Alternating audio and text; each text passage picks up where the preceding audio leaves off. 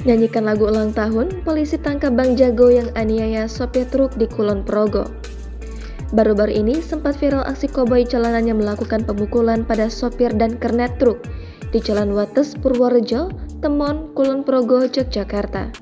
Dilansir tribunwow.com, pria yang kemudian diketahui berinisial RP tersebut juga menembakkan airsoft gun yang dibawanya ke bodi truk. Meski sempat garang menggeretak sopir dan kernet truk, pria asal Berbah, Kabupaten Sleman itu hanya bisa diam saat ditangkap polisi. Video penganiayaan yang dilakukan RP dan saat penangkapannya viral beredar di media sosial setelah diunggah oleh akun Instagram @Polres Kulon Progo pada Selasa 2 Mei. Terlihat sejumlah polisi mengelilingi pria berbaju kuning tersebut sembari menyanyikan lagu ulang tahun. Tak menjawab, RP hanya diam dengan wajah terlihat cemas serta ketakutan. Polisi kemudian turut menyita airsoft gun yang digunakan pengguna kendaraan roda 4 jenis Mobilio tersebut beserta amunisinya.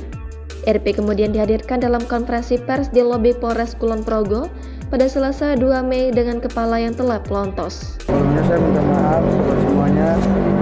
Saya menyesali perbuatan saya ini. Pada kesempatannya sama, Kasat Reskrim Polres Kulon Progo, AKP Rahmat Darmawan, menerangkan duduk perkara penganiayaan tersebut.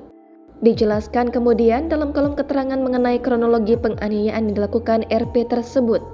Kejadian berawal ketika Mobilio yang dikendarai pelaku didahului atau disalip truk Isuzu yang dikendarai oleh kedua korban, yakni MHRP dan ELK yang merupakan pria asal Temanggung, Jawa Tengah. Pelaku yang tidak terima kemudian mengejar truk ini hingga terkejar di depan. Saat itulah pelaku turun dan menganiaya korban dengan memukul dan menembakkan airsoft gun.